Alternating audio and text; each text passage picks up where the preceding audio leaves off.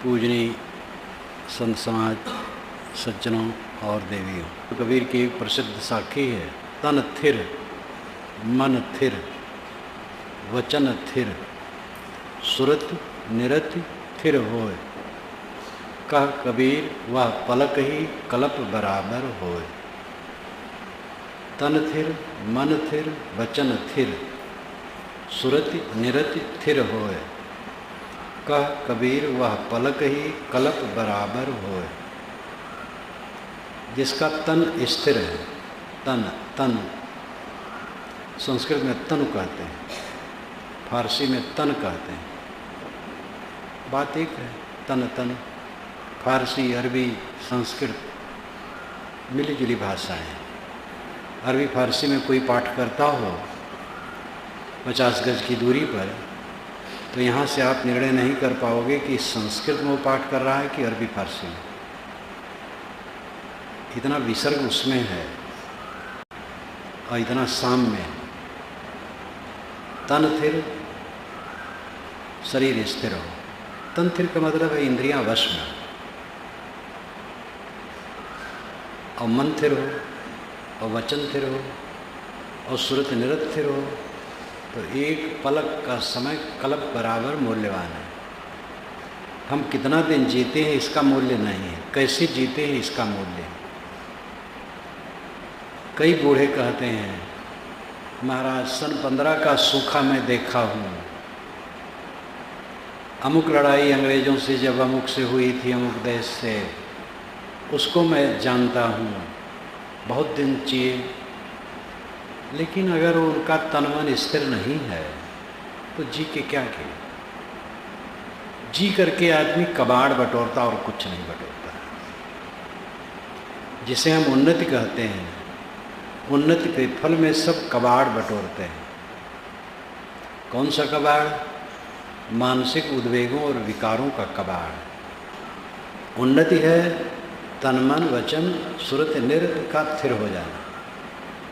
तो एक पलक का समय कल्प के बराबर है। ये अतिशयोक्ति अलंकार में है। पलक, आँख की पुतली जब गिरती है, पलक गिरती है, उतने को कहते हैं। उतने से क्या हो, मतलब थोड़ा जीवन। और कल्प भी काल्पनिक है, वो भी अतिशयोक्ति है। 4 अरब 32 करोड़ वर्ष मनुष्य के बीतते हैं, तब उसको एक कल्प कहते हैं। ये पौराणिक कल्पना है कि ब्रह्मा की पूरी आयु कितने दिन की होती है। जब हम लोगों के 4 अरब 32 करोड़ वर्ष बीतते हैं, तब ब्रह्मा का दिन और इतने की रात। तो ब्रह्मा के 24 घंटे हमारे होते हैं 8 अरब 64 करोड़ वर्ष। और ऐसे 30 दिन रात का महीना उनका, और 12 महीना का वर्ष, और 100 वर्ष का पूरा जीवन। ये होता है 31 नील 10 खरब 40 अरब वर्ष मनुष्य का। बड़ी लंबी चौड़ी कल्पना है। ये वैदिक नहीं, पौराणिक है। वेदों में ऐसा कहीं नहीं कहा। चारों युगों का वर्णन भी वेदों में नहीं है। युग शब्द है, युग है जुआठा। 2 बैलों को जिस लकड़ी में गला फंसा करके जोड़ते हैं हल में, उसको जुआठा कहते हैं। वैदिक भाषा में युग उसको कहते हैं। युग कहते हैं छोटे छोटे समय खंड को, थोड़े थोड़े समय खंड को। दीर्घतमा मामतेयो जुजुर्वान 10वें युगे, ये ऋग्वेद में आता है। दीर्घतमा मामतेयो जुजुर्वान 10वें युगे। दीर्घतमा ऋषि, दीर्घतमा ही इसको कहता है अन्य पुरुष के रूप में। दीर्घतमा मामतेयो, ममता का पुत्र। ममता नाम की दासी थी एक, उसी का पुत्र था दीर्घतमा। पिता का पता नहीं था, इसलिए माता का नाम लिया है। मातृ सत्ताक वंश का ये प्रभाव है। दीर्घतमा मामतेयो युजुर्वान, युजुर्वान बूढ़ा होने लगा। कब? 10वें युगे, 10वें युग में। 10वां युग है 10वां दशक। 90 वर्ष के ऊपर जब गया तो जीर्ण होने लगा। शरणाचार्य ने 10 युग पर्यंतम कह दिया है, तो पौराणिक लहजा आ जाता है। 10 युग के बाद वो बूढ़ा होने लगा। खोला नहीं है उन्होंने, 10 युग पर्यंतम कर दिया है। स्वामी दयानंद सरस्वती ने अर्थ किया है कि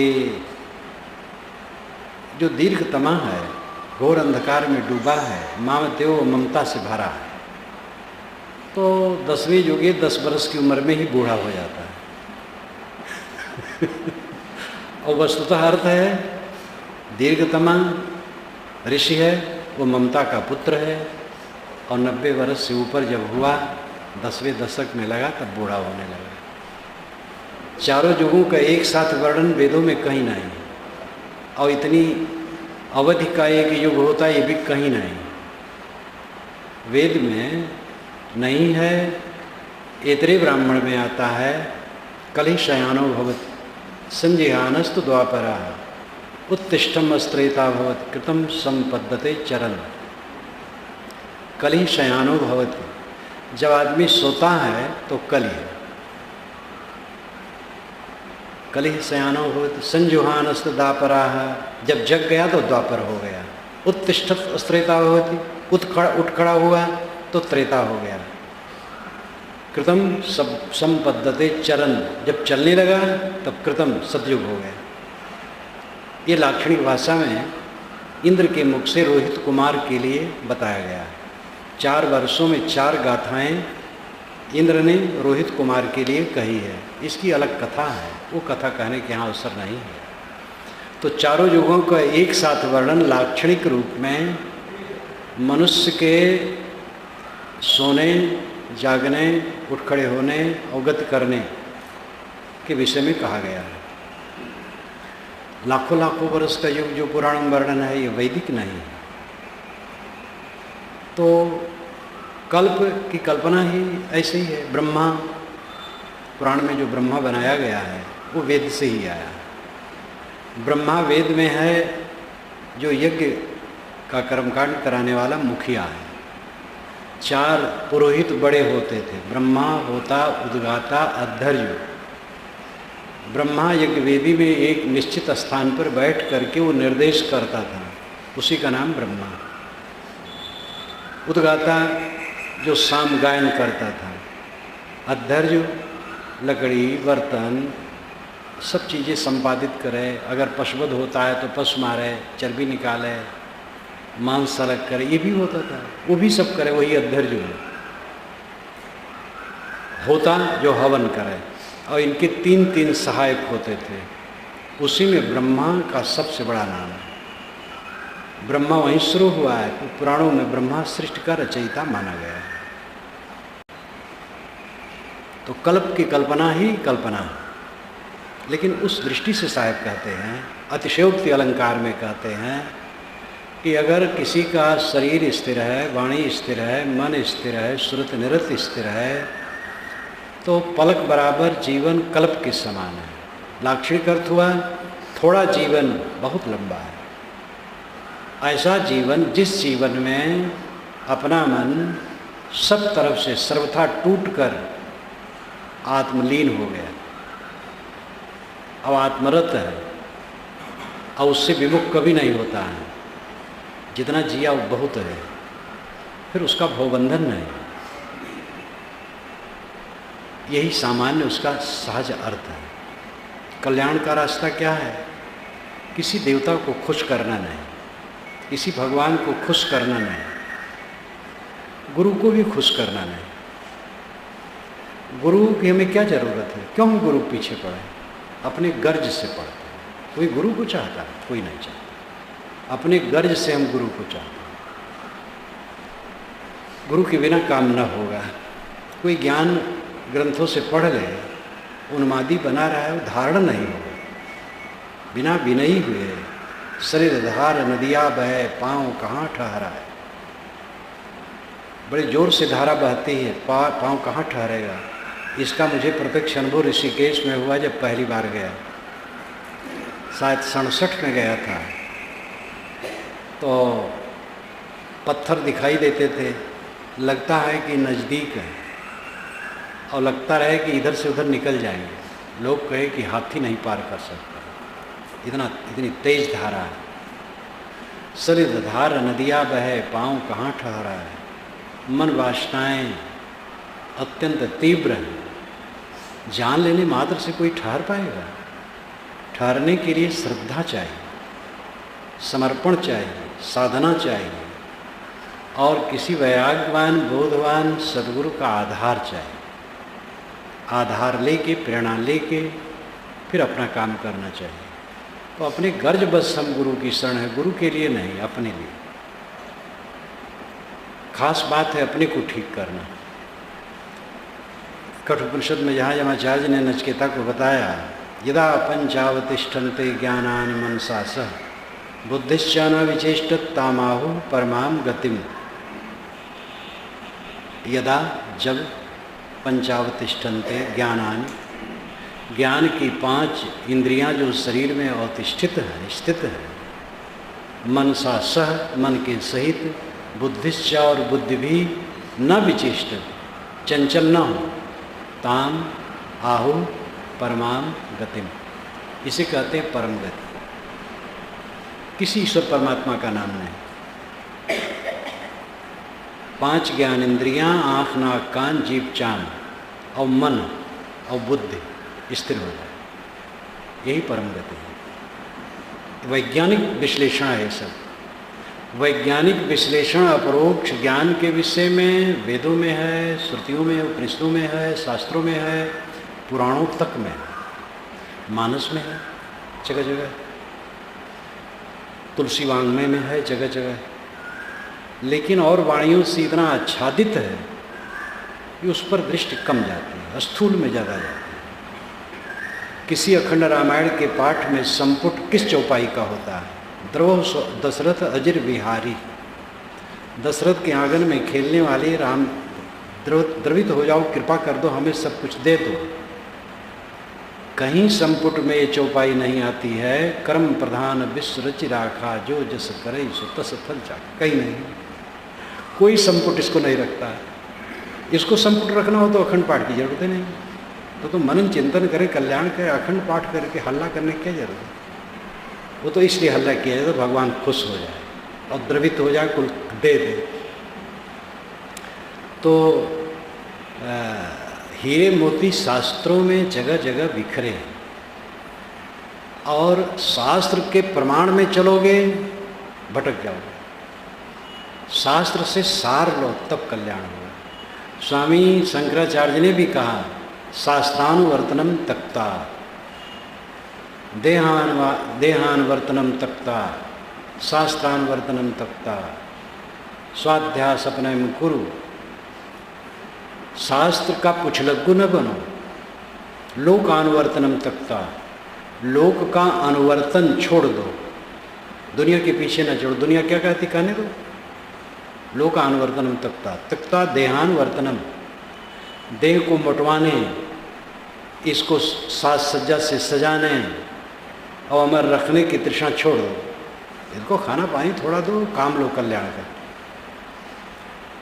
शास्त्रानुवर्तनम तक्ता, तक्ता देहानुवर्तनम, लोकानुवर्तनम तक्ता, लोक का अनुवर्तन छोड़ दो, लोक के पीछे, और शास्त्र के पीछे न छोड़ो, और देह के पीछे न छोड़ो। 3 गिरेगा। अगले श्लोक में तो कहा है कि शास्त्र, लोक और देह, इसके मोही को सच्चा ज्ञान नहीं होता है। ये जगह जगह समय समय से सब बड़े बड़े परंपरावादी कहे हैं।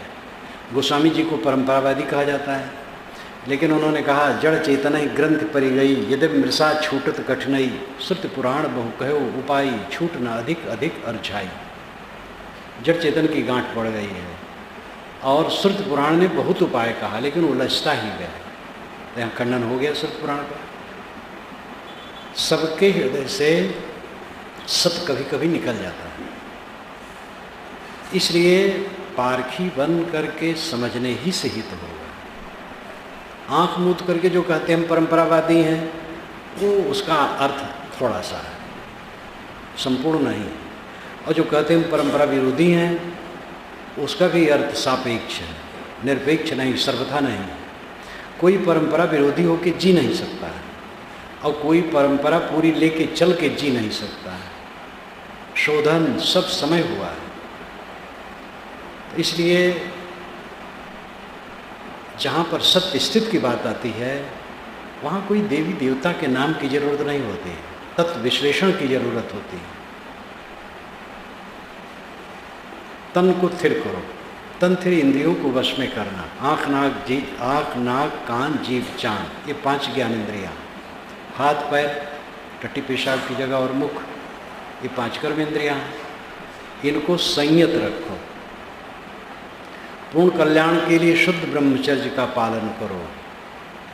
विरक्त साधु तो शुद्ध ब्रह्मचर्य से चले ही, गृहस्थ भी जो कल्याण चाहे वो भी चले। दुनियादारी काम भी हो गया और फिर उसमें डूबे हैं तो बेसमझी है, गंदी आदत है, कोई फायदा नहीं। अपने को निस्तेज करना, विवेकहीन बनाना, क्या फायदा। संयम से रहो, श्रेणी के अनुसार जो जैसे कर सकें। सबको संयम आवश्यक है। इंद्रियों को वश में करो, गलत न बोलो, गलत न सुनो, गलत न देखो। कोई गलत करता है बस चले तो सुधारने की चेष्टा करो, हमला करके नहीं, हमदर्दी से। हमला और हमदर्दी 2 है। हमला करके आप किसी को नहीं सुधार सकते। एक छोटे बच्चे को उस पर हमला करो, सुधरेगा? जिद करेगा और विपरीत हो जाएगा। हमदर्दी से सुधारने की चेष्टा करो। और ये भी समझ लो, कितनी हमदर्दी करो सब सुधर नहीं सकते। जीवन मुक्त पुरुषों के पास रहने वाले ऐसे हुए हैं जो नहीं सुधरे। इतिहास है, उनके जीवन में रहे हैं और सुधरे नहीं हैं। देवदत्त का उदाहरण बुद्ध के पास की बात है। देवदत्त भी मेधावी था, वो महंती चाहता था। बुद्ध से एक बार कहा कौशाम्बी में, ये कौशाम्बी इलाहाबाद से 50 किलोमीटर पश्चिम दक्षिण कोण पर जमुना नदी तट पर है। आज भी भिट्टा सब पड़ा है। तो वहाँ पर जब वो आए, पहली बार जब वो घर गए, घर बुलाए गए, तो वहाँ गए, वहाँ से आए कौशाम्बी। तब उसने कहा कि आप बुजुर्ग हो गए हैं, आप ये समाज की सत्ता मुझे दे दीजिए, मैं सबको ठीक चलाऊँगा। बुद्ध ने कहा मुझे कोई दिया नहीं, ये लोग सब आए हैं, चल रहे हैं। बुद्ध जानते थे उसके अहंकार को। धीरे धीरे वो विरोधी हो गया। जो विरोधी हुआ हद, 500 साधुओं को फोड़ ले गए अपने तरफ। ऐसे साधु बेवकूफ़ होते हैं जो बुद्ध जैसे महापुरुष को नहीं समझ पाते, उनसे अलग हो जाते हैं। फिर पीछे धीरे धीरे लौटे भी, और वो घोर विरोध में रहा। अजात शत्रु का साथ करके मगध में बुद्ध को मिटाना चाहा, और अजात शत्रु बुद्ध को भी मानता था। तो अंत में वो बहुत बीमार हुआ है और क्लेशित हो करके चला है। पालकी पर बैठकर चल नहीं पाता था बुद्ध से मिलने के लिए। एक सरोवर के पास उतरा है और वहीं मुख से खून गिरा है, मर गया। लेकिन उसकी चलाई शाखा हुएनसांग के ज़माने तक थी। हुएनसांग ने लिखा है कि अमुक मठ में जो कि देवदत्त का चलाया है, वहाँ दूध की बनी चीज़ भी नहीं खाई जाती। मांस तो दूर, दूध की बनी चीज़ भी नहीं खाई जाती। तो 1200 वर्ष बाद बुद्ध के भी उसकी शाखा जीवित थी। तो ये मोह कि मैं सबको सुधार दूंगा, भ्रम है। अपने को केवल सुधार ले, बस पूरी दुनिया को हमने सुधार लिया। और जो दुनिया को सुधारने के चक्कर में पड़ता वो भोला है, भाग जाएगा, भटक जाएगा, कोई नहीं सुधार सकता। विवेकवान अपना काम किए हैं, दूसरे का रास्ता दिखाए हैं, जिनके गर्ज हो सुधरे, न गर्ज हो न सुधरे। अपने को सुधार लेना, सबको सुधारना है। हम सुधरे रहें, जो देख पाएंगे हमसे प्रेरणा लेंगे। ये भी हविस बहुत लोगों को है, साधुओं को तो बहुत, कि मैं दुनिया को बदल दूंगा, और थोड़े दिन में थक जाते हैं, तब पश्चाताप करते हैं। अपने इंद्रियों को अपने बस में करो, वाणी को अपने बस में करो। वाणी को बस में करना और जरूरी है। बिला वजह बोलना, कट बोलना, ईर्षा द्वेष पूर्वक बोलना, अहंकार पूर्वक बोलना, वाणी छोड़ दे अभिमानी। साहब ने कहा अभिमानी वाणी छोड़ दे, नम्र हो जा। आदमी जितना विवेकवान होता जाता है उतना नम्र होता जाता है, उतना मौन होता जाता है। तो वाणी संयमित हो, तन थिर, मन थिर, मन संयमित हो, मन मुख्य। मन संयमित होगा तो वाणी संयमित होगी, इंद्रियां संयमित होंगी, और इंद्रियां और वाणी संयमित होगी तो मन संयमित होगा। एक दूसरे को बल देते हैं। जिसके मन में शांति है तो वाणी व्यर्थ नहीं बोलेगा, जो वाणी व्यर्थ नहीं बोलेगा उसके मन में शांति रहेगी। व्यर्थ बोलेगा पश्चाताप करेगा, चित्त जलेगा। संयम से बोलेगा चित्त में कोई ठोकर नहीं होगा। हमारे ही मन वाणी कर्मों की क्रियाएं प्रतिद्वंद के रूप में हमारे सामने आती हैं, प्रतिक्रिया के रूप में। जोर से चीज खींचो तो अगर टूट जाए तो बड़े जोर से गिरोगे। बंदूक जब सिपाही चलाते हैं तो इस सीने के ऊपर दाहिने तरफ रख करके, यहाँ थोड़ा मुलायम होता है और दिल इधर नहीं होता, इधर होता है, यहाँ रख करके और आगे बल दे करके तब घोड़ा दबाते हैं। क्योंकि जैसे घोड़ा दबाते गोली निकलती तैसे वो पीछे ढकेलता है। ढील होके खड़ा होके करें तो पीछे गिर जाएंगे। जितना बल होता है उतना प्रतिबल होता है, जितना क्रिया होती है उतनी प्रतिक्रिया होती है। जैसे बिंब होता है वैसे प्रतिबिंब होता है, जैसे ध्वनि होती है वैसे प्रतिध्वनि होती है। ये चारों वैज्ञानिक तथ्य हैं। ध्वनि की प्रतिध्वनि, बिंब का प्रतिबिंब, क्रिया की प्रतिक्रिया, बल का प्रतिबल। हमारे जीवन में अगर असंयत वाणी, मन और क्रियाएं सब होंगी तो हम शांत नहीं रहेंगे। तथागत ने धम्मपदम में कहा है, गतध्वनो विशोकस्य विप्रमुक्तस्य सब्बदि सब्बगंध पहीणस्य परिलाहो न विज्जति। गतध्वनो, जिसका अध्वन खत्म हो गया। अध्वन का अर्थ है रास्ता। अध्वन समय को भी कहते हैं लेकिन ज़्यादा अर्थ है रास्ता। यहाँ अर्थ है रास्ता। गतध्वनो, गत अध्वन, रास्ता समाप्त हो गया। रास्ता समाप्त होना क्या है? मन शांत हो गया, मन में गहरी शांति, कोई लालसा नहीं। किस चीज़ की लालसा? पूरा संसार माटी है और कुछ नहीं। शरीर माटी है, इस माटी के लिए कुछ बाहरी माटी का उपयोग है सब माटी। विवेक पूर्वक उसका उपयोग करना है और लालसा कुछ रही नहीं गई। जो हमारा परम प्यारा और प्रियतम है वो आत्मा है, बाकी सब माटी है। तो कौन सी लालसा? वासना बुझ गई, गतध्वनो, रास्ता समाप्त हो गया। विशोकस्य, वो शोक रहित हो गए। पाली में शा नहीं है, सा है। विशोकस्य, पाली सरल भाषा है, संस्कृत का सरल है। कुछ लोग कहते हैं पहले पाली ही थी, उसे संस्कृत को शुद्ध किया है। कुछ लोग कहते हैं संस्कृत पहले थी और पाली उससे टूट के बनी। संस्कृत तो बहुत प्राचीन है, इसमें दो राय नहीं। वेद संस्कृत में ही जो प्राचीनतम ग्रंथ है। विशोकस्य, विशोकस्य, जिसका रास्ता तय हो गया, शोक उसका मुक्त हो गया। जब तृष्णाएं बुझ गई तो शोक किसका? क्या घाटा होगा, क्या नुकसान होगा, क्या बिछुड़ जाएगा? कौन सा नुकसान होगा? जहाँ कुछ है ही नहीं है मेरा, वहाँ नुकसान क्या होगा? भ्रम है। भ्रम से हमारे दिमाग में समस्याएं नाचती हैं। भ्रम मिट जाए, समस्या कुछ नहीं। गतध्वनो विशोकस्य विप्रमुक्तस्य सब्बदि, सब्बदि सब तरफ से, विप्रमुक्तस्य, विप्रमुक्तस्य अच्छी तरह से मुक्त हो गया। सब तरफ से रस्सियाँ उसकी कट गई, कोई बंधन नहीं।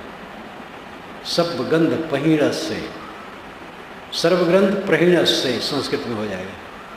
सारी ग्रंथियाँ प्रहीण हो गई, नष्ट हो गई।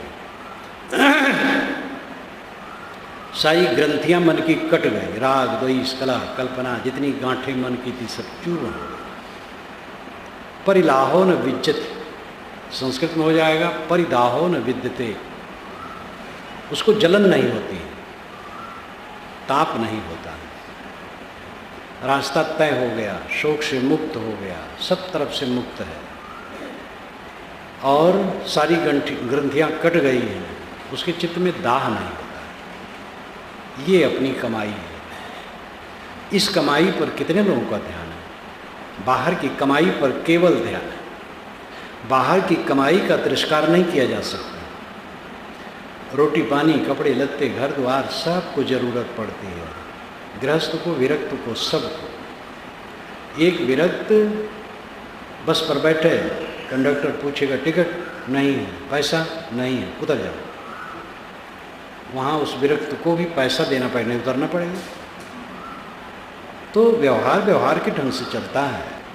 इसलिए काम धाम करना बुरा नहीं। जीवन मुक्त की रानी में प्रायः वेदांती पारखी ये सभी मानते हैं पुराने कि वो जीवन मुक्त पुरुष दूसरे द्वारा अर्पित वस्तुओं को लेकर के निष्काम होकर के गुजर करता है। मैंने तो विवेक चूड़ामणि के भाष्य में लिखा कि जीवन मुक्त पुरुष मजदूरी करके भी खा के मुक्त रह सकता है।